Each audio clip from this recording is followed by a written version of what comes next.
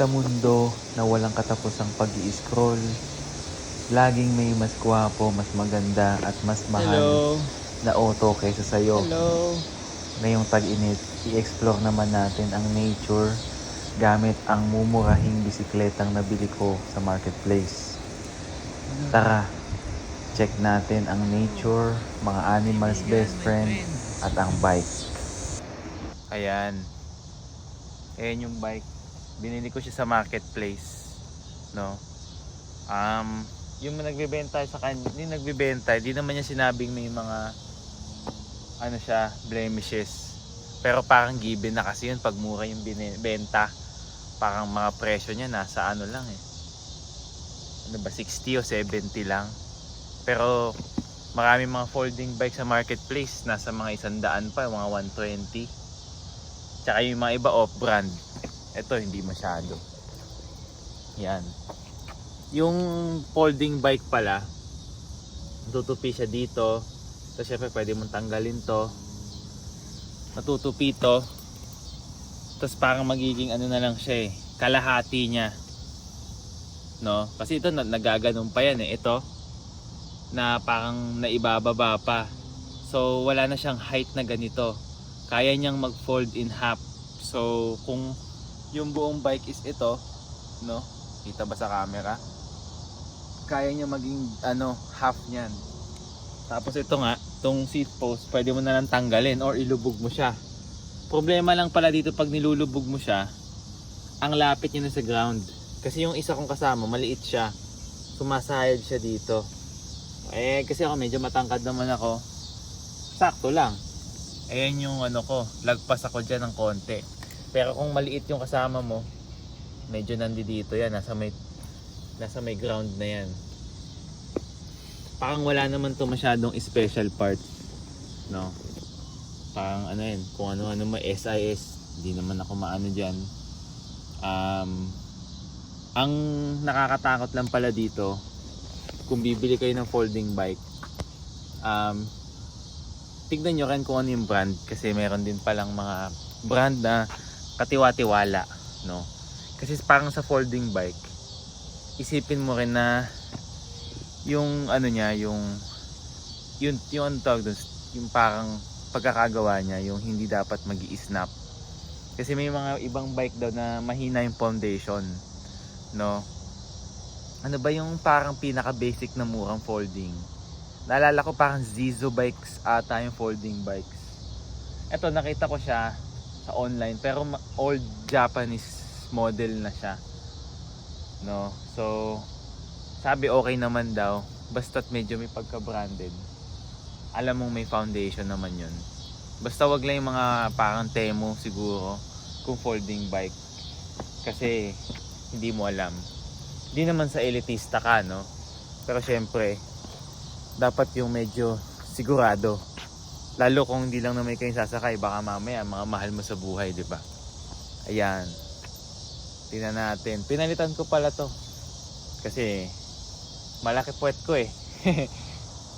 So, komportable siya lalo. Tingnan natin sa video. Ayan.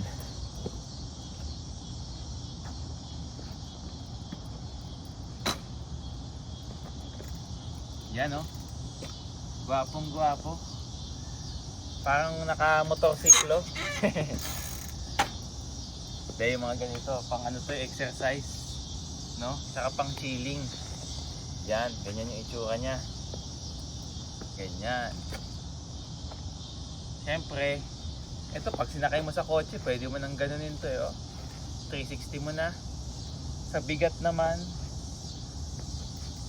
sakto lang. Parang kaya naman ng buhat-buhatin patpuntang kotse. Yan, busina. Sakay tayo. Tingnan natin. Let's go.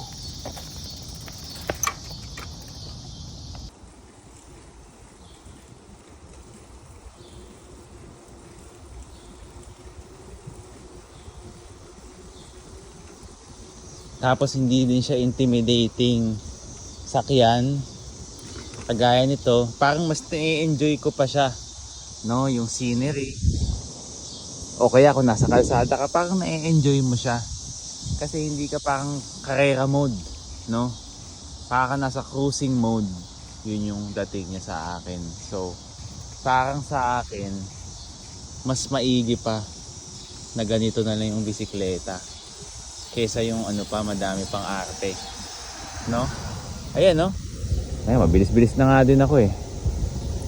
Tapos punta tayo dito sa may park. Liko tayo. Siyempre yung pagliko niya, medyo iba. Ay puta. Medyo ano dito pala. Idaan kaya natin sa rough road, no? Hawakan natin. Try lang, try. Oh, di ba? Pwede pa? Oh, ha? Siyempre yung mga ganito hindi natin magagawa dun sa mga pixie-pixie. Ito kaya niya. Sarap din yung gamitin, oh, ha?